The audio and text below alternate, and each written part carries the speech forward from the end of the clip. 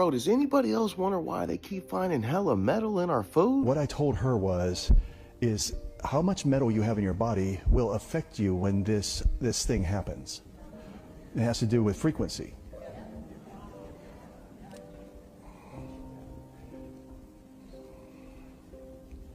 Okay, so that I stay safe and I can come back and I stay alive, I want to tell you something.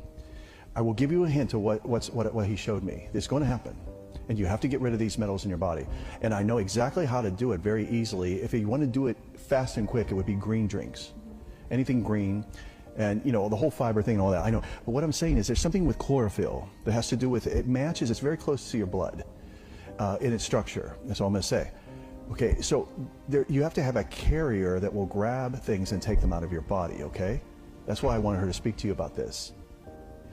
So, if you want to know what's going to happen, and it could happen tomorrow, it could happen, but they're going to say it's something else. You're going to have to do your own thinking about this. I don't want to get in trouble. But just stick a piece of foil in a microwave and picture that in your body.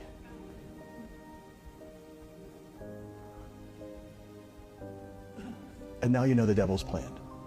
The Awakening, please listen.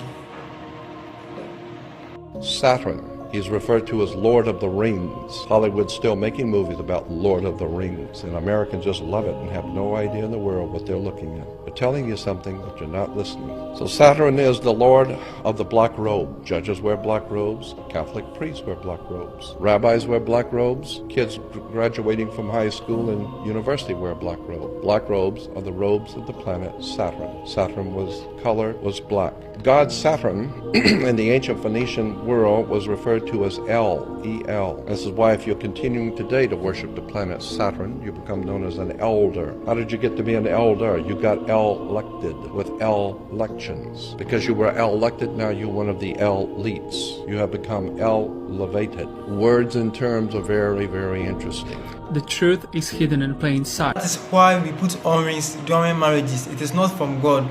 In the Bible, there was no talks of rings during marriages, but now it has been normalized. You can't say you marry a girl without a ring.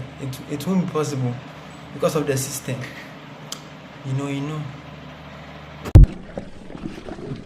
Hello? Hello? Hello? Hello? Ma'am, are you okay? This next video comes from Marv, a retired Air Force member who created a channel to share his fishing adventures and basic knowledge as he explores various lakes across Georgia. His videos are usually very relaxing, especially for people who enjoy fishing. But in this particular one, something unexpected happened. As he was fishing on Lake Lanier in Georgia, everything seemed completely normal until it suddenly wasn't. He heard what sounded like someone screaming for help. He moved closer to the shore, and that's when he saw something that immediately changed the situation. I thought I heard somebody calling for help. Hold on for a minute. Is that somebody on the ground? Holy crap. Holy crap.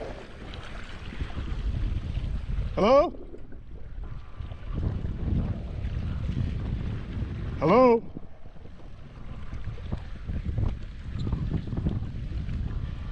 Hello? I think we got somebody down, folks.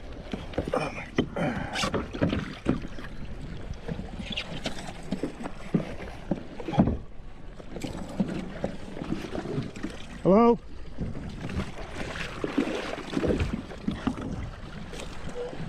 Hello?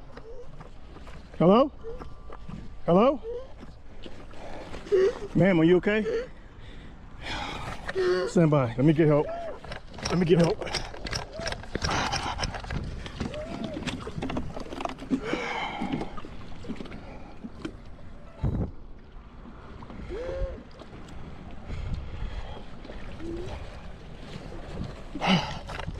Ma'am, do you have a name? Ma'am, do you have a name?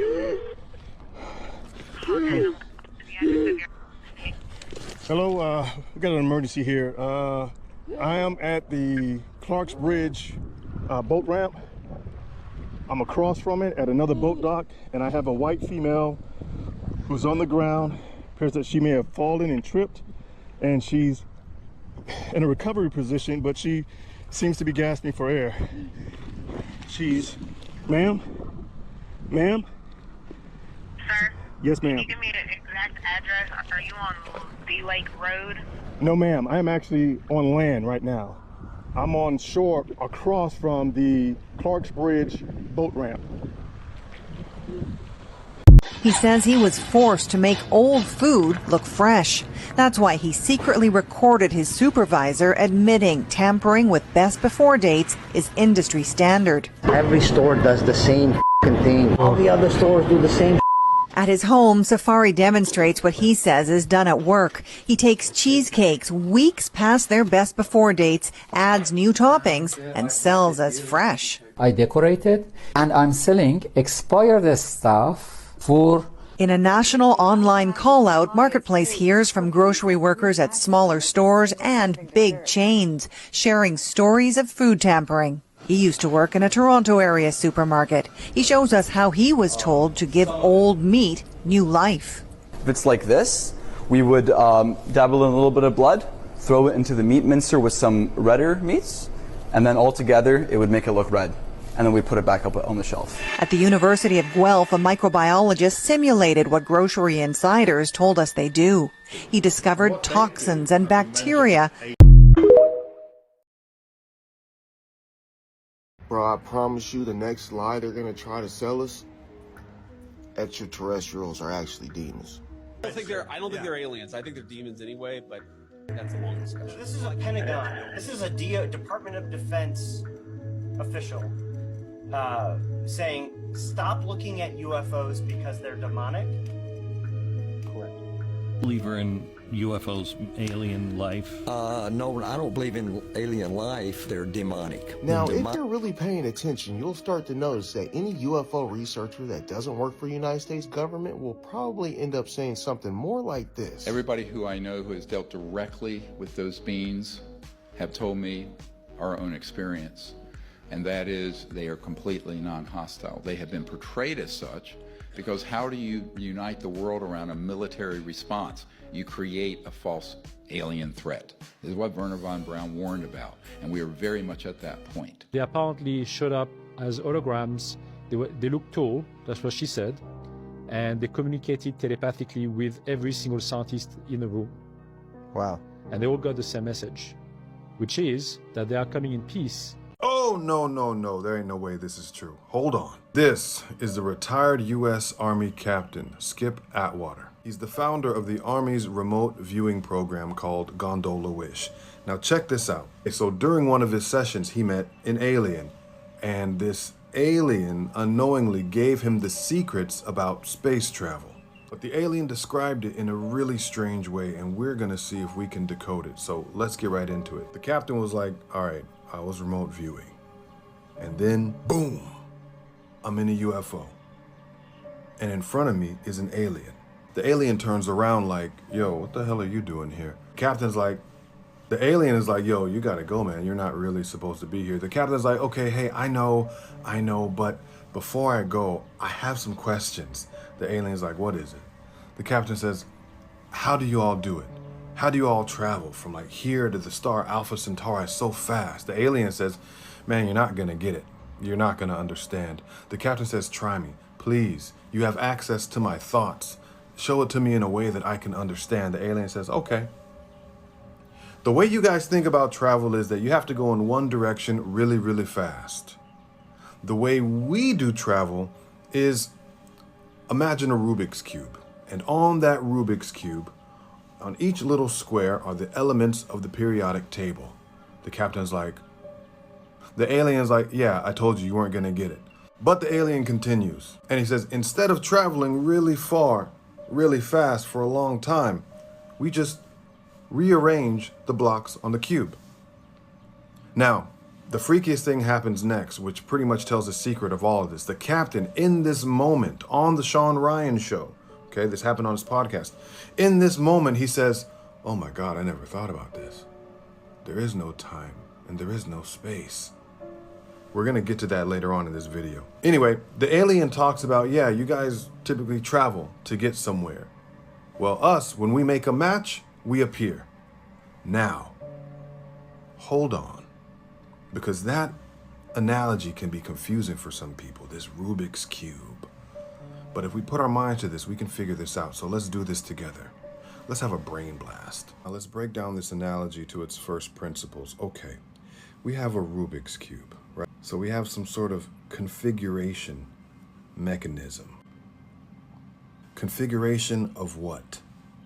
The alien said that they were the elements on each square of the Rubik's Cube of the periodic table, so we can only assume that we are talking about fundamental building blocks, configuring something fundamental. That's as far as we can assume. He also said that when you get a match, okay, you appear. That implies two things. A match implies that you know what your target is, okay? So there's a targeting mechanism in this. And when the match happens, you appear there. So it's not a traveling to a place, it's a configuring of a state. This is interesting. Here's the thing.